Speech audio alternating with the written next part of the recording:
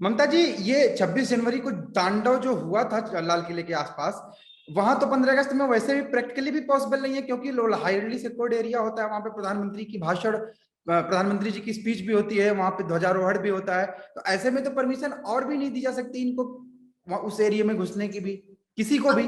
बिल्कुल, असल में क्या हो गया ना सर, अब आपने बिल्कुल सही बात बोली है कि वहां पर सिक्योरिटी होती है। 15 अगस्त के दिन सारा प्रधानमंत्री जी का राष्ट्र के नाम संदेश होता है, तमाम तरीके की चीजें, झलकियां होती हैं, परंतु इन लोगों को कोई फर्क नहीं पड़ता, क्योंकि 15 अगस्त आपके लिए, मेरे लिए, आपके, हमारे, आपके जितने दर्शक हैं उनके लिए, हिंदुस्तान के प्रत्येक नागरिक के लिए 15 अगस्त महापर्व है, हमारा बहुत बड़ा दिन है। लेकिन इनके लिए नहीं है, इनके लिए अपनी स्वार्थ सिद्धि और अपनी राजनीति साधने का एक डेट है, एक तिथि और तमाशा करने का एक खेल है, और ये नहीं मानेंगे, इनको कोई फर्क नहीं पड़ता। अभी आपने जो नाम लिया राहुल बाबा का, राहुल गांधी ने क्या किया?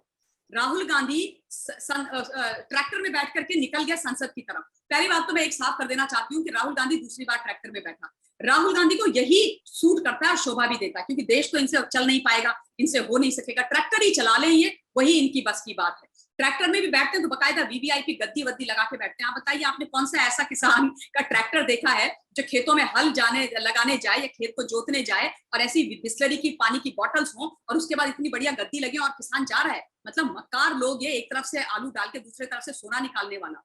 और दूसरी बड़ी बात देखिए, राहुल गांधी वायनाड से सांसद हैं, इस वक्त मानसून सत्र चल रहा है। एक सांसद को कहाँ होना चाहिए सौरभ? संसद में नहीं होना चाहिए। लोकतंत्र का सबसे बड़ा मंदिर, जहां पे सांसदों की के कंधों पर जिम्मेदारी है इस देश के लिए और इस देश की जनता के लिए, वो कानून बनाना जिससे उनका भला हो सके, देश विकासशील से विकसित हो सके।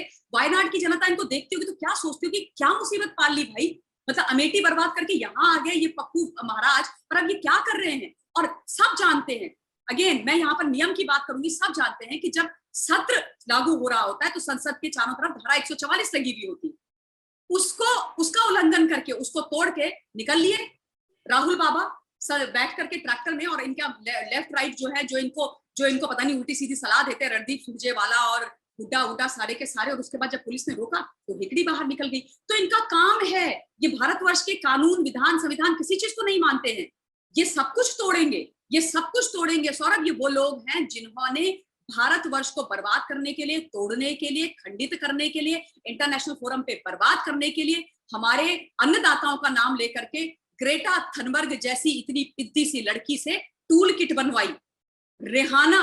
रेहाना पॉप सिंगर, लाल बाल वाली, नीले होठों वाली रेहाना पॉप सिंगर, जिसको मतलब किसानी का क नहीं पता, जो कुछ नहीं जानते हिंदुस्तान के बारे में। उससे आप ये पूछे कि भारतवर्ष के प्रधानमंत्री जी कौन है, उसको पता नहीं होगा। उससे ये पूछे कि इस वक्त भारत के कृषि मंत्री कौन है, उसको ये नहीं पता। अंग्रेजी गाने वाली रेहाना, उसको 18 करोड़ रुपए दे दिए भारतवर्ष के खिलाफ ट्वीट करने के लिए। तो एक मियां खलीफा भी आ गई थी, मुझे तो पता नहीं मियां खलीफा कौन सी कितनी बड़ी किसान है या कौन सी ऑर्गेनिक फार्मिंग वो करती है, कि उसने भी ट्वीट कर डाला कि भाई इंटरनेट नहीं चल रहा है, किसानों को बड़ी परेशानी हो रही है। भाई तुम्हारा खुद का तलाक हो रहा है, तुम उसको बचा लो, तुम अपना जो काम कर रही हो उसको कर लो।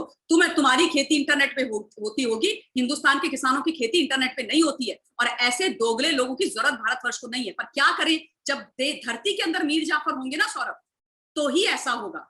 घर का भेदी लंका ढाए, मीर जाफर हैं ये, राहुल, ये सारे के सारे लोग, ये आम आदमी पार्टी के नेता, ये कम्युनिस्ट, ये सारे के सारे जो बैठे हुए हैं, ये कौन है? ये इस देश को तोड़ने वाले लोग हैं। ये इन लोगों को शह देते हैं, तब जाकर के विदेशी लोगों की इतनी हिम्मत होती है कि वो भारतवर्ष के खिलाफ बोलते हैं।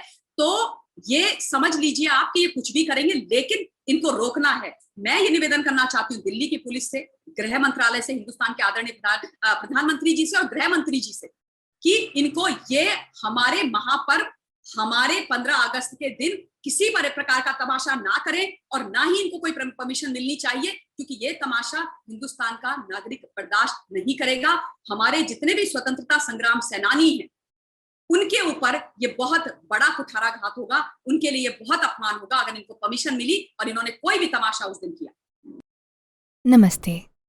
Please remember to subscribe to us and switch on the notifications for this channel. For our other social media links, more content, and to support our work, please visit citti.net. धन्यवाद, नमस्कार।